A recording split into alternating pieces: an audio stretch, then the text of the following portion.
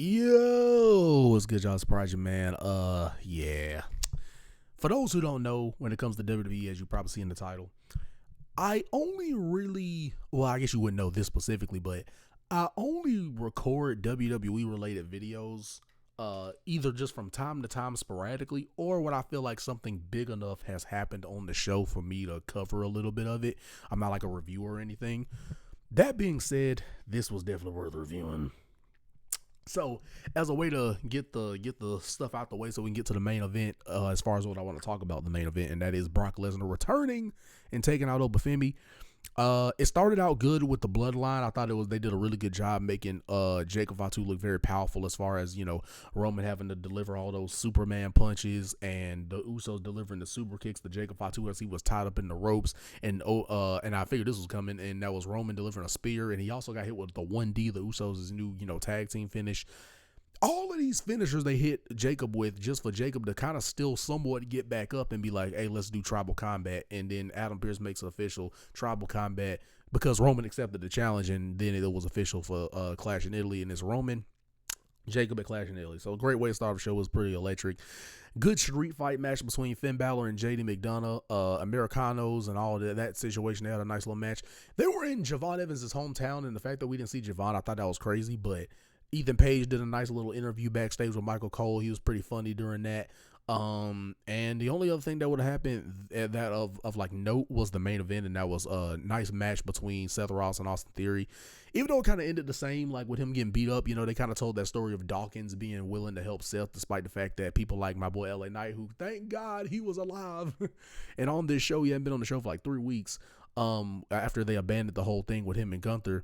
Glad to see him call the Ulafala, the Ufalafa again. That was funny to watch. He's one of my favorites, so it was great seeing him back on the show, basically telling Seth, like, hey, I know you and your group took me out, so I have no reason, basically, to help you out. And LA Knight pointing out to the Usos, bro, you're literally going back to the same stuff y'all was doing with Roman the first time around, and I know how this ends, and it ends up being my problem, like how it was back then when y'all was all together. So, nice little thing he was pointing out there. And like I said, nice little main event between Seth and Austin Theory. And crazy enough, about my boy Austin Theory just keeps getting beat, man. My man's got beat with the pedigree. He got beat with Seth's secondary finish that he has not beat anybody with for real in a while. So I just hate having to see Austin Theory tag or singles. He just takes all these pins. But nonetheless, it ended with Braun Spear and Seth, and then they had to break it up and everything. So not really a crazy ending, but still an electric show, because what ended up happening was, whether we like it or not, Brock Lesnar, as Femi was walking down to the ring and doing his open challenge again, and the fans love Oba. He's really over. They want to see the open challenge. He does his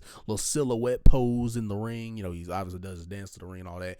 Does his little silhouette pose, and then gets attacked from behind by none other than Brock Lesnar as he F5 Oba not once, not twice, not even thrice, but 4 times to put him down. And basically, I think he said into the camera, like, oh, I don't give a F. Like, I don't give a fuck. You know what I mean? I think that's what he said in the camera. And then it was confirmed backstage with Paul Heyman and Adam Pearce. After that, Adam Pearce was like, yo, bro, like, what is he doing here? I literally filed paperwork for his retirement and everything. And he, obviously put his gloves and his boots in the ring at WrestleMania this year. And, then Paul was like, hey, I got the biggest offer of your life, and that is a match between Femi and one of the biggest rematches of all time right here if Oba signs the sheet, because Brock already has a signature, and that's Brock Lesnar, Femi 2 at Clash in Italy. So you got Cody Rhodes versus Gunther, Roman Reigns versus Jacob Fatu, so 2 world title matches, in tribal combat, 2 world title matches, and then Oba and Brock now for a rematch. So the good news is, no matter how we feel about this, which I'll get into it, at least this card of Clash in Italy is stacked pretty well so far. That's the one thing we can give credit for. There's some stuff on Saturday night's main event. There's Soul and Becky and Ethan Page and Penta and Street Profits in Division. Hopefully a lot of this matches gets time, because some of these matches I'm saying out loud could really deliver well. They even got a women's tag match, I think, as well.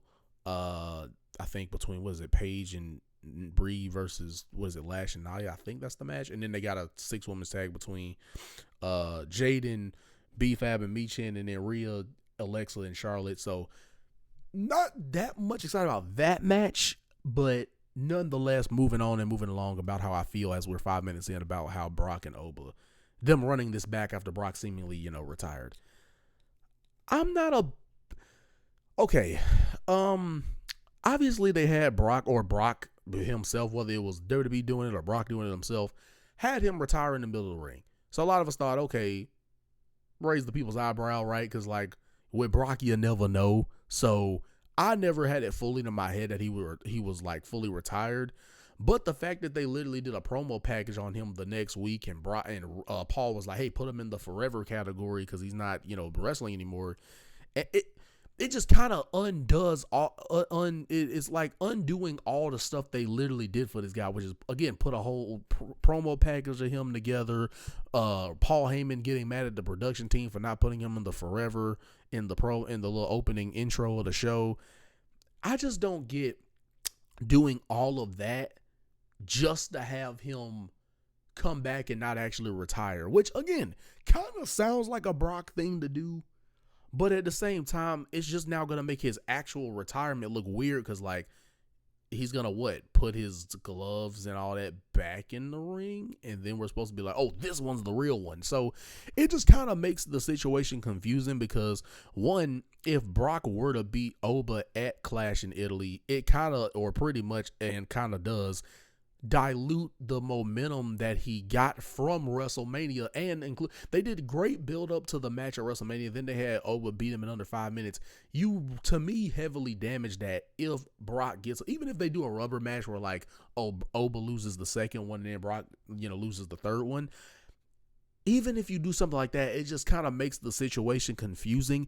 And also that's asking for a lot of hope from fans that they would have Oba win the series of matches between them, because Brock's hometown will be SummerSlam will be in Brock's hometown, so you can see him actually retiring there, and he probably prefers to retire to Oba over retiring to Gunther, because right, Coinkadink, they have Gunther go over to SmackDown, and now Brock is here again. So crazy how that works, like how Rey Mysterio was injured but then somehow got cleared so magically after we reportedly was supposed to retire to Gunther, but then once Gunther was locked in for a match at Mania, now Ray's like, I'm back, my ribs aren't that hurting anymore. I'm not saying he was faking, but it's just crazy timing twice in a row now. It seems like these people do not want to retire to Brock Lesnar is what I'm saying. But nonetheless, and it seems like Brock Lesnar doesn't want to retire his own self, because like I said, it just makes the retirement look weird, because now when he actually retires, again, he's going to have to put his boots back in the ring. And again, they went really far with it because they even put him in the alumni section too. Like there was nothing that was like, okay, from a normal fan standpoint, that's not like me where like you're always skeptical about things. From a normal fan standpoint, if they made a promo package for you going over and highlighting your career from the beginning to the end, then they put you in the alumni section, which WWE only does when you're released or you're like not wrestling anymore, you're not signed to a deal or anything.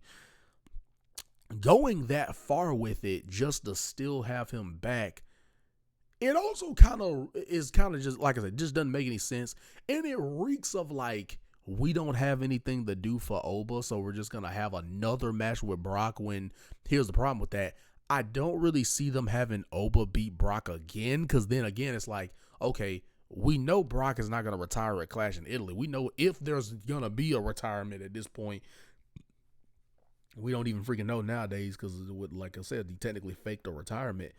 And that's happened before, right? Like with AJ Styles and Mark Henry, it's not like we haven't seen wrestlers fake a retirement, but that's not the vibe this gave. It didn't give the vibe of like, oh, he's faking a retirement to get another match. Because that was the whole thing with AJ Styles and Mark Henry. They were faking a retirement to get a match.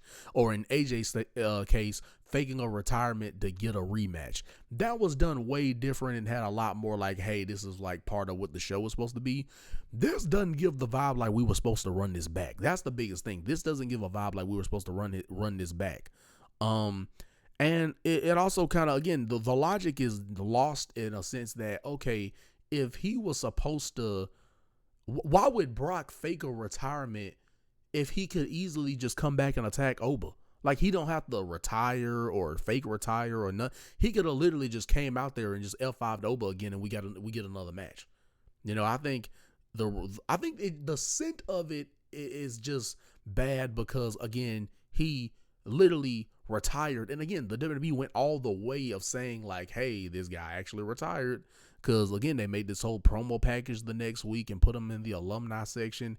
They don't do that for a fake retirement. If it was supposed to be like an angle, they wouldn't do that like how they did with Brock. So I don't know. It could be a situation where Brock maybe thought he was going to retire, but then they, maybe wanted him back or paid him enough to be back and he didn't actually retire. They could have, ironed out some type of deal we don't know about. TKO could have wanted to really sell the tickets for Clash in Italy. So they're like, hey, bring this guy back. I don't know. But my last thing I'm going to say on it is like, it just kind of gives the vibe that like nobody can truly beat Brock Lesnar because he always has to get revenge. Like, think about it. Bobby Lashley never got pinned by Brock Lesnar, but remember, he technically beat Bobby Lashley for the WWE Championship at that Elimination Chamber where they did the thing where like Bobby was like too hurt to compete in the chamber, but he went in as the champion. So technically Brock, even though he didn't pin him directly, he still beat Bobby Lashley for the WWE Championship. And even Drew, Drew was the last person to get eliminated in the Royal Rumble 2022 when Brock threw him over the top rope and, won the Royal Rumble in 2022 as a kind of like a payback for Drew beating him at WrestleMania, the one without a crowd. So ever since Brock Lesnar's part-time run, it seems like we can never just beat Brock, right? Because think about it. Roman beat Brock in his second run, but guess what? He had to get beat by Brock a bunch before that. Brock had beaten Seth a couple of times before Seth got to beat him one-on-one. Or even if Seth had beaten Brock Lesnar, he had to get beat by Brock Lesnar at some point. Same thing with Cody. Cody had to lose to Brock at some point, even though he ended up getting 2 wins over him. Same thing with was another person, John Cena. John Cena beat Brock Lesnar and then got beat twice, right? Suplex City at SummerSlam and then WrestlePalooza. So it just seems like no matter in this second run of Brock Lesnar's career, it seems like you can't ever really just truly just beat him and be done with it. You always got to lose to him at some point, whether it's before you get to beat him or after you get to beat him. You have to lose to Brock at some point. And going off, like I say, track record, no one in Brock's second run, Goldberg beat Brock Lesnar in 90 seconds. And then what happened? Brock Lesnar won at WrestleMania 33 and took the Universal title off of Goldberg. So it seems like during this second run of Brock's career, you can never just beat him and be done with it. He always gets back at you some way. They don't ever just have a person just beat him. Now, technically, with Roman,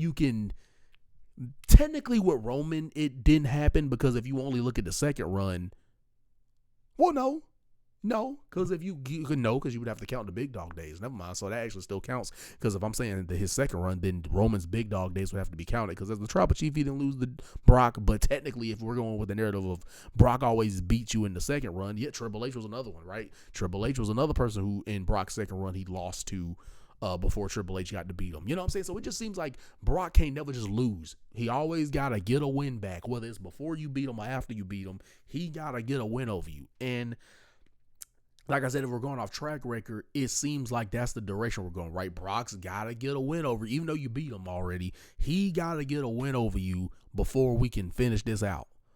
And it gives the vibes that, again, they're probably going to do a rubber match. I don't see them doing Oba. I'm still going to honestly choose Oba to beat him, but it was already a tough task and a lot to ask with having Oba beat Brock at WrestleMania. That was already enough of like, oh, we don't know if they're going to do it. And then they finally do it, and now we're definitely, if you thought we were asking on a hope and a prayer that Oba would beat Brock the first time, the second time, brother, you might as well, brother, you got a 1 in a million shot at now of beating Brock Lesnar a second time back to back. I don't think they're doing that for Oba. And like I said, it just gives the vibes of like, we don't have anything else to do with Oba, so we're going to bring Brock out of retirement. And again, it just kind of makes it seem like you don't trust in your stars to just, and they could have had Oba feud with other people. I mean, LA Knight's not doing anything. They could have had a feud. They could have had a brief little feud with Oba and LA Knight. Even though LA Knight needs a big victory, they could have done that. Or you could have had Brock come back to beat somebody else. I mean, we're at a B-level PLE at Clash and Illy, right? It's a B-level PLE. It's not one of your major ones. So why don't you just have Brock go against like a LA Knight, or have Brock go against like a CM Punk, guys that aren't doing anything, that are still names on the show? That's somebody that definitely would fit the bill, especially considering we're supposed to get a Brock LA Knight match reportedly. That would fit the billing of a B-level PLE. But nonetheless, it just kind of muddies the waters with, like I said, all the great stuff they did for him at WrestleMania, including having him win. It just kind of seems like we can't just move past Brock Lesnar. And the last thing I'm going to say is, as a black man and seeing what happened with Bobby Lashley, even though Bobby Lashley didn't get pinned, he still technically got beat by Brock in the chamber, even though Brock didn't pin him. And then obviously, right, him beating Big E at day one and beating Kofi and beating The Rock SummerSlam, you know. It just seems like our brothers just can't just beat Brock Lesnar. And then when we do, it can't just be the end. I should have known it was too good to be true to have a black man beat Brock Lesnar, and then we just be done with it. Should have freaking known. Anyway, y'all let me know y'all think about it down below. And yeah, and then what I say it is what's going to be this project. Continue to come out with content videos, mags over and over again for you guys. Do my thing, do it well, the best of my ability. See y'all on the next one. Post notification bell because we post every single day. Let me know what you want me to react to, talk about, whatever the things may be down below. And let me know what you think about this whole situation if you keep up with wrestling. You know what I mean? See y'all in the next video. That's all you need to know, and that's the vibe that DJ's on.